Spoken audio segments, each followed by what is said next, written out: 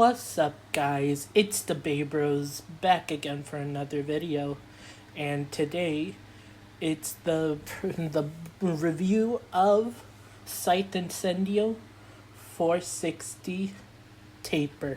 Now, before credit where credit is due, shout outs to Zenki. He is a Beyblade YouTuber, and he does really good content competitively and casually. And yeah, he has the Beyblade X database.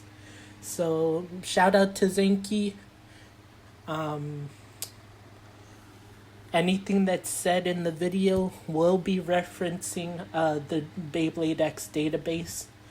And yeah, credit where credit is due to Zenki. Go subscribe to him on all of his socials and YouTube. The link for his channel and the Beyblade X database will be in the description. So with that, let's go over the Bay.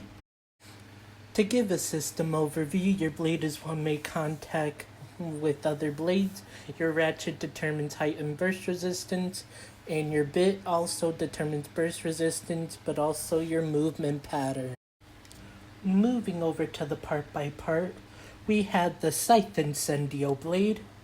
Now, typically, the weight for these types of stuff, in the case of Scythe Incendio, is around 32.7 grams on the low end and 32.9 grams on the high end. The blade design features 4 blades that curve upwards. It can deliver attacks and strong hits, and it can seemingly do everything because it's feeling very close to a pure balance type. In attack versus an attack, it can deliver good hits depending on the user. It can go good, it can go bad, but for the most part, some of the recoil can be used to outlast the opponent, specifically on setups that are either like your taper or your point bids. And attack versus stamina / defense, it's going to depend on, it's going to depend on the user, because there are times where it does bad if used on certain setups like flat, because it's not consistent, or you can do okay with using the taper or point bit. For stamina use, the Hell Scythe can be used for stamina. It's not, in terms of stamina, it's not the highest, since it has a round enough shape to still be aggressive, and it can use the recoil to bully other blades in the stamina matchup. In terms of defense use, Hell Scythe is good for counterattack, recoil. It uses the recoil as it can use it to tire out attack types while still having enough stamina to outlast your opponent. Alright? With that being said, moving on to the next part, we have 460. And 460 weighs about, on average, 6.4 grams. And there's no difference in stamina between the 3-sided and 4-sided ratchets. It varies to combo, and you should do testings to see what works for you. The strength, it's a low height ratchet, one of the lowest ratchets, making great use for attack combinations or other low height setups depending on the match. The weakness is the 4 sides with smaller squared off hit points. The ratchet has 4 sides. Four sides compared to the 3-sided 360, despite having smaller hit points. The 3 sides can make it easier to hit since they're not rounded and meshed into the ratchet. And with that being said, let's move on to the next part. Moving on to the next part, we have your bit, which is taper, which generally weighs about 2.2 grams. Taper is a bit that features high burst resistance and a semi-flat with an indent on the bottom. It's good for attack and stamina for Beyblade X, and it's comparable to flat, but the design has a semi-flat, so you're able to use it for attack and you get that aggressive movement that improves stamina compared to regular flat. Um, it uses the extreme dash gimmick easily. Um, it allows for high speed and KO potential.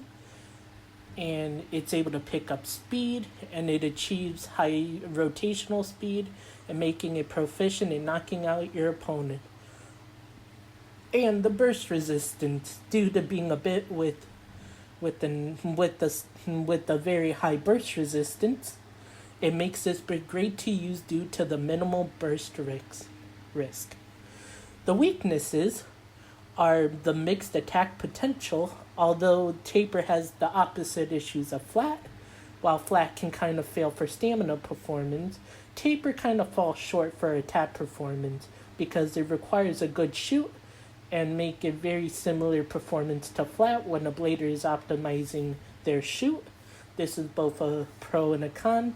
You get benefits more controlled stamina, but less use of pure attack. So to use the Taper bit, I would suggest flat launching or somewhat tilted angled launch to maximize the effectiveness of Taper. You can employ a flat launch or slightly angled to utilize the extreme line and aim for a knockout. And with that, let's go to my overall. Hell Scythe Incendio is a release that requires more skill of the blader. For Beyblade X, you can strategize how you want to use the Bay in battle, such as the Hell Scythe blade is a must for any competitive bladers out there, and this blade has proven to be the most versatile blade to use used on stamina setups with any blader to use. Thank you guys so much for watching. If you like this video, subscribe or don't. I'm not the boss of you. And comment down below. Do you want more in-depth reviews? That'll be it for now. Also, again, I would like to give a shout out to Zanky for organizing the Beyblade X database. So if you want to subscribe to Zanky and check out the Beyblade X database, those will both be linked into the description down below. Thank you guys so much for watching. This is the Bay Bros, and I'll see you next time.